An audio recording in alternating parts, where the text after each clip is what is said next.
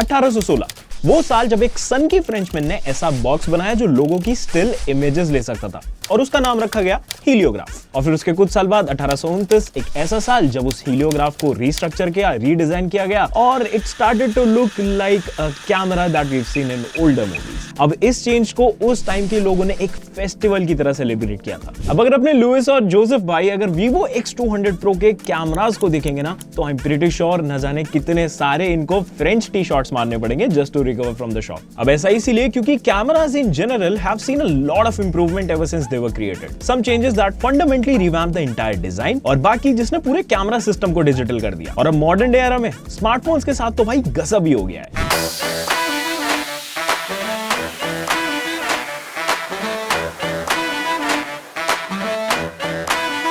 Now with that said, this is the X200 Pro, एक ऐसा camera जिसके पीछे ना एक छोटा सा फोन लगा हुआ है। I've been using this phone for about 2-ish weeks and I have lots and lots of things to tell you guys about this, so let's get started. So X200 Pro में शानदार numbers you're getting, 50 megapixel primary, 50 megapixel ultra wide भी है इसमें, but this year's main highlight is the new 200 megapixel telephoto camera and Vivo really wants you to use it. इसके photos are no less than photos shot on a professional DSLR. You're getting a new 135mm focal point in portrait mode and this magic number makes everything look more majestic. Background blur जैसा पिछले साल आपको मिल रहा था, smooth, creamy, dreamy, अभी भी वैसा ही है और एज डिटेक्शन तो भाई मतलब देखो सुपर भी है। काफी सारे फोटोज में इसने ये स्ट्रैंड ऑफ हेयर को भी इतना ब्यूटीफुली कट किया है ना कि क्या ही बोलूं। To unleash your inner creativity आपको यहाँ पर दो नए मोड्स मिलते हैं। पहला तो है स्ट्रीट फोटोग्राफी और दूसरा है landscape mode. Street photography mode उन लोगों के लिए those who basically know what they are doing and if you know what you are doing this is going to be great for you. इसमें multiple colour options आपको मिलते हैं, black and white है, Zeiss है, textured and natural. Along with that बहुत सारा manual control भी आपको दिया है जैसे focus, exposure, white balance etcetera. If you know what you are doing this can do wonders. Landscape mode के अंदर स्ट्रीट फोटोग्राफी का एकदम अपोजिट है। सो वीवो टोल्ड अस जब हम कैमरा के अंदर इतने सारे फीचर्स लोगों को प्रोवाइड कर देते हैं ना, तो जब भी वो किसी सीनिक लोकेशन के ऊपर जाते हैं अक्सर लोगों को कंफ्यूजन होता है कि भाई इन सारे फीचर्स में से कौन सा मोड कौन सी लोकेशन के लिए यूज करना है। In this case this new mode can help you out because it can merge 2 or more modes to provide you a beautiful output. Now let's talk about daylight photos. This camera is a beast. Colours vibrant होते हैं but fake नहीं होते, over saturated होते हैं but detail sharp होती हैं and the dynamic range is fantastic. No blown out skies और shadowy faces और जब रात होती है ना तो ये फोन और भी ज्यादा चमकने लगता है। I mean, इसके लो लाइट के कुछ सैंपल्स देखो, फोटोज काफी क्लियर हैं, नॉइज नहीं है, ग्रेन्स नहीं है, लेकिन हाँ थोड़ा लेंस फ्लेयर कभी कभार आ जाता है बट ठीक है। X100 Pro जब से कुछ टाइम पहले मैंने यूज किया था और अब आकर जब X200 Pro यूज कर रहा हूं मुझे तब भी लगा था, मुझे अब भी लगता है, आंख बंद करके भी अगर आप इस फोन से फोटो खींचोगे ना तो आपकी फोटो खराब नहीं आएगी। अब चलो ये तो हो गया कैमरा के बारे में बातचीत, लेकिन डिजाइन भी इस फोन का काफी ज्यादा रिफ्रेश किया गया है इस बार एंड एक नहीं यहाँ पर मल्टीपल आपको अपग्रेड्स मिल रहे हैं। सबसे पहली चीज तो आपको नई IP69 रेटिंग यहाँ पर देखने मिल रही है जिसका मतलब कि आपका फोन डस्ट और पानी के अगेंस्ट थोड़ा सा ज्यादा ड्यूरेबल होगा। और सेकेंडली फ्रंट की तरफ आपको अल्ट्रासोनिक फिंगरप्रिंट स्कैनर मिल रहा है जो एज एक्सपेक्टेड एकदम फास्ट एंड स्नैपी काम करता है। पिछले साल X100 Pro में आपको कर्व्ड एजेस मिले थे लेकिन इस साल आपको मिल रहे हैं फ्लैटर एजेस जो मुझे पर्सनली बहुत ज्यादा पसंद आए। Not only does it offer a more confident grip while holding but it also gives a slightly more premium in hand feel. The camera module is big and chonky but it doesn't feel awkward anymore क्योंकि शायद past में हमने बड़े camera module वाले devices use कर लिए जैसे X100 Pro, Find X7 Ultra etcetera. Sides are not completely flat like iPhone क्योंकि इसमें आपको क्वाड कर्व्ड पैनल मिलता है जो थोड़ा सा रेज्ड लुक देता है इसके डिस्प्ले को एंड अल्टीमेटली कंटेंट देखने में काफी मजा आता है। Panel wise it's a 6.7 inch AMOLED panel जो Zeiss सर्टिफाइड है। अभी की नई टर्मिनोलॉजी है भाई,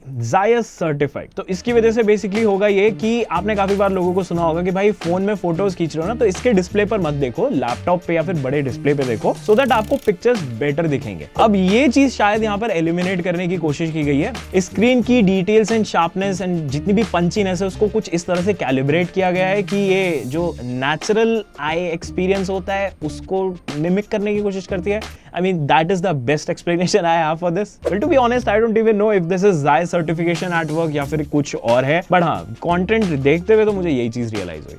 I watched a lot of feel good movies, dark tone वाले action movies, played काफी सारे games, and everything looked amazing on this display. Deeper blacks थे, punchy colors थे, HDR support था, all in all a visual treat. Now let's move on and talk about performance. And oh boy, performance is something that needs to be discussed. Come on, let's go.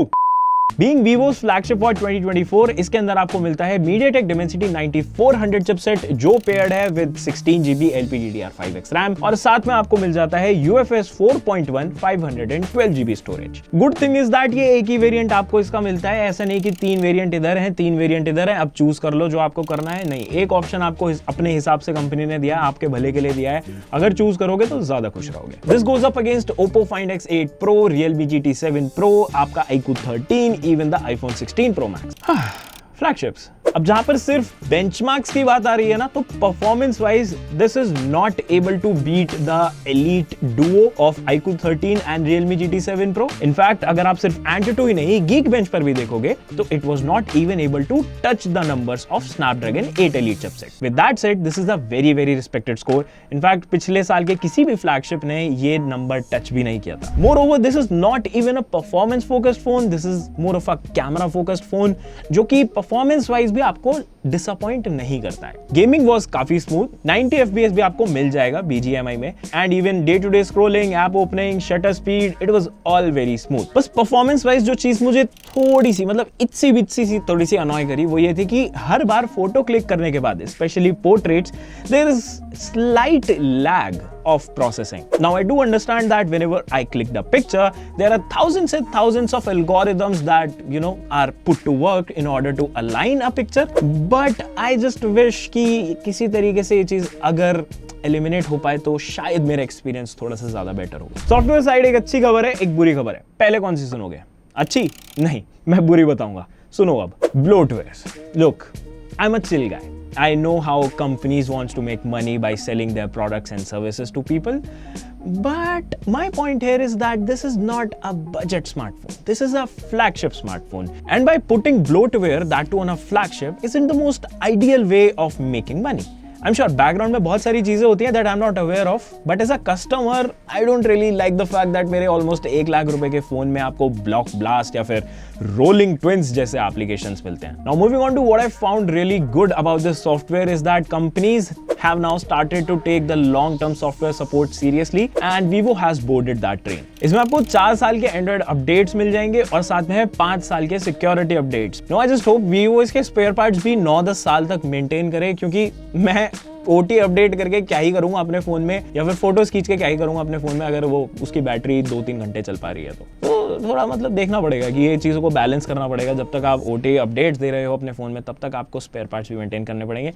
That I think companies have already thought of. अच्छा, battery से याद आया, battery के बारे में बात कर लेते हैं. काफी सॉलिड सा बड़ा सा पैकेज आपको यहाँ पर मिल रहा है. 6000 mAh battery that can easily last for 2 days in moderate usage. And अगर आपका मेरे जैसा हैवी यूजेज है, जहां पर आपको दिन में कम से कम भी 200 से 150 फोटो खींचने होते हैं, इंस्टाग्राम स्क्रॉल करना होता है, मेल्स पे रिप्लाई करना होता है, तो इन दैट केस भी ये आपका more than a day last कर जाएगा. मेरी टेस्टिंग में under heavy usage it gave around 7 to 8 hours off screen on time on an average. And अगर चार्जिंग स्पीड की बात करें तो ये थोड़ा सा इंटरेस्टिंग है, क्योंकि इस बार ना पिछले साल से कंपैरेटिवली चार्जिंग स्पीड्स इन्होंने कम कर दी हैं. With the phone you are getting 90 watts flash charging adapter that works great by the way. No issues there. Just 50 minute के आसपास में ये फोन को फुल्ली चार्ज कर देता है 0 से 100 पे. लेकिन पिछले साल ना थोड़ी सी सिचुएशन बेटर थी, क्योंकि मुझे सिर्फ एक ही चार्जर अपना साथ में लेके चलना पड़ता था to charge my phone, to charge my laptop, and it was a fast charger. I think it was 120 watts if I am not wrong. But this time I will have to carry other chargers as well, क्योंकि भाई सभी devices मेरे एक single charger से अब उतनी speed पर charge नहीं हो पा रहे हैं. तो हाँ भाई,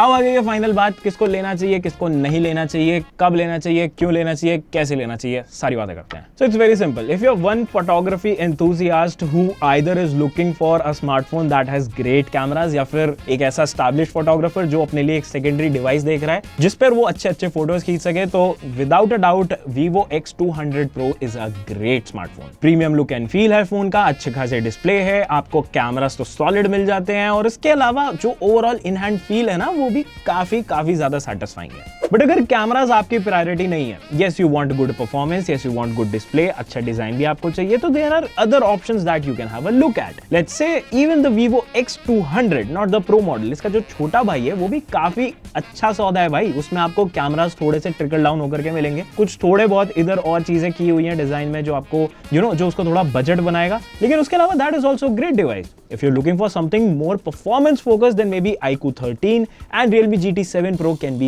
better picks for you. So with that said, लेते हैं आपसे विदा। Let us know what do you think about the new Vivo X200 Pro. इसका प्राइस as of now अभी तक अनवील नहीं हुआ है, बट वो जैसे ही अनवील होगा यहाँ पर पहली बात तो हम उसको फ्लैश कर देंगे, और दूसरी बात अगर नहीं होगा तो भाई कमेंट्स में जाकर देखो ना, पिन कमेंट में आपको मिलेगा, डिस्क्रिप्शन में आपको मिलेगा, हर जगह आपको प्राइस ही प्राइस मिलेगा। मिलता है अगली वीडियो में। अगर X200 Pro को लेकर कोई सवाल या सुझाव है तो हमें कमेंट्स में बताओ, फटाफट से आपका आंसर देंगे। और हाँ, मिलते हैं अगली वीडियो में। Till then take care, bye bye.